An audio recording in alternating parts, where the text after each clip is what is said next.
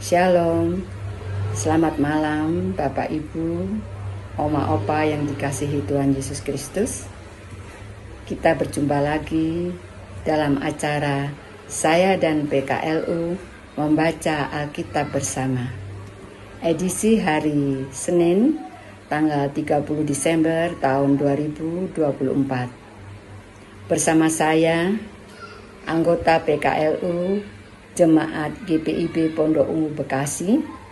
Nama saya Ibu Nuning Sistanoyo.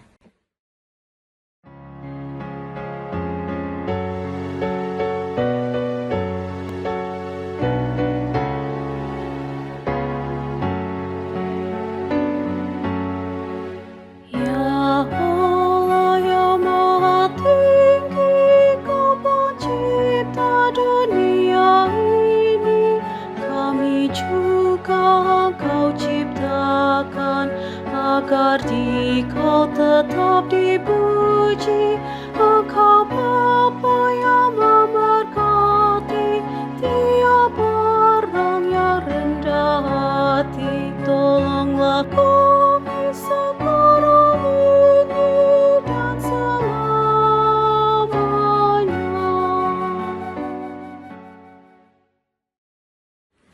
Bapak Ibu, Oma Opa yang dikasihi Tuhan Yesus Kristus, sebelum kita membaca dan merenungkan firman Tuhan, mari kita berdoa. Ya Tuhan Yesus Kristus yang Maha Baik, kami bersyukur dan berterima kasih atas segala kebaikan dan kemurahan Tuhan, atas pemeliharaan-Mu hingga saat ini, dengan kasih-Mu yang tidak pernah berkesudahan. Ya Tuhan, sebentar kami akan membaca dan merenungkan sebagian daripada firman-Mu. Tolonglah urapi kami dengan Roh-Mu yang kudus, sehingga kami dapat membaca dan merenungkan, bahkan dapat melakukan firman-Mu seturut dengan kehendak-Mu. Hanya dalam nama Tuhan Yesus Kristus kami berdoa. Amin. Oma Opa, bacaan Alkitab kita pada malam hari ini terambil dari kitab Yakobus pasal 1 ayat 9 sampai dengan 11. Demikian firman Tuhan. Keadaan rendah dan keadaan kaya. Baiklah saudara yang berada dalam keadaan yang rendah, bermegah karena kedudukannya yang tinggi. Dan orang kaya karena kedudukannya yang rendah, sebab ia akan lenyap seperti bunga rumput. Karena matahari terbit dengan panasnya yang terik dan melayukan rumput itu, sehingga gugurlah bunganya dan hilanglah semaraknya. Demikian jugalah halnya dengan orang kaya, di tengah-tengah segala usahanya ia akan lenyap. Demikian firman Tuhan, terpujilah Kristus. Amin. Renungan malam ini, minggu pertama sesudah Natal, dengan judul Kerapuhan dan Kerendahan Hati. Yakobus secara tajam mengaitkan perbedaan moral antara orang kaya dan orang miskin. Orang kaya cenderung sombong dan menindas. Orang miskin digambarkan sebagai orang yang saleh dan tertindas.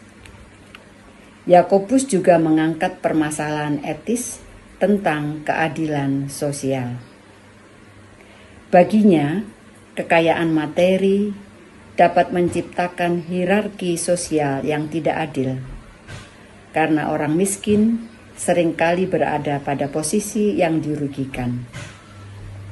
Yakobus bermaksud memberikan nilai baru tentang hal ini.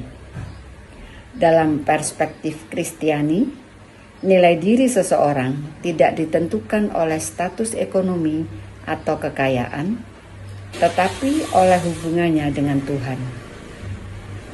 Yakobus memperingatkan orang kaya bahwa kehidupan manusia itu rapuh dan tidak menentu. Orang kaya seringkali lupa akan tergantungan mereka pada Tuhan karena terlalu mengandalkan kekayaan. Manusia, kaya atau miskin, di hadapan pada fakta kematian dan ketidakpastian hidup.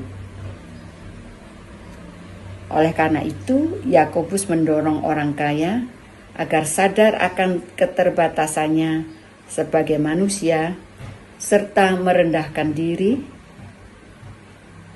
dan meletakkan pengharapannya pada Tuhan dan bukan pada harta yang fana. Kritik Yakobus menjadi catatan bagi kita. Dalam kehidupan bergereja, semua orang itu setara. Kesetaraan mencerminkan nilai-nilai keadilan dalam kehidupan sosial.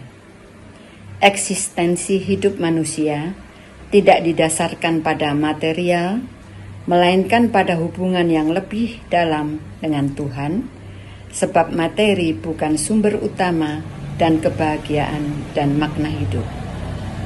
Saudara, kita dimotivasi oleh Yakobus untuk merendahkan diri dan menyadari keterbatasan kita, serta meletakkan pengharapan kita pada Tuhan, bukan pada harta duniawi.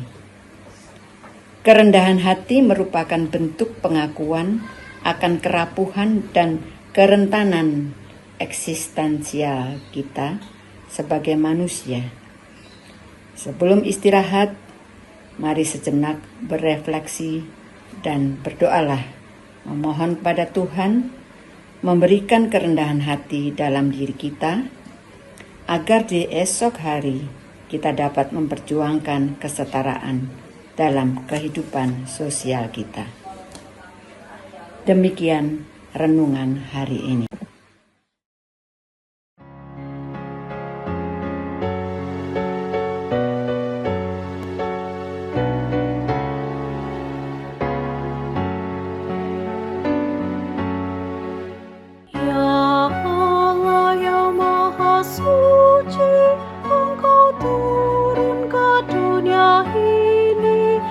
Menyala bagaikan api, memurnikan nurani kami, mengobarkan semangat kami, agar kami menjadi berani. Utuslah kami ke dunia ini dengan kuasa-Mu.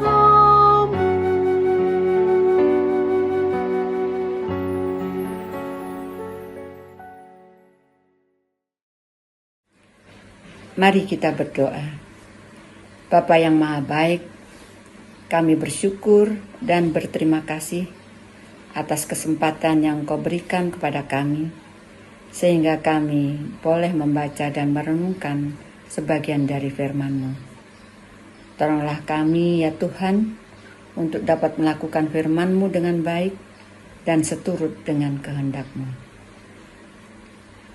Kami juga berdoa ya Tuhan, untuk bangsa dan negara Indonesia, kiranya Engkau memberkati semua para pemimpin agar dapat melakukan tugasnya seturut dengan kehendak-Mu. Kami juga berdoa Tuhan untuk gereja Tuhan di muka bumi ini, kiranya Tuhan memberkati. Kami berdoa untuk Majelis Sinode, Dewan PKLU, Tuhan memberkati. Juga berdoa untuk semua kami, para lansia, ya Tuhan, berkatilah kami dengan kesehatan yang baik, agar kami untuk selalu bersyukur dan berpengharapan hanya kepadamu. Inilah ungkapan dan doa kami, Tuhan, yang selalu bersyukur kepadamu. Terpujilah Engkau ya Tuhan Yesus. Amin. Sebelum kita berpisah, Oma Opa, kami mengucapkan selamat Hari Natal tahun 2024 dan selamat menyambut tahun baru tahun 2025. Tuhan memberkati kita semua.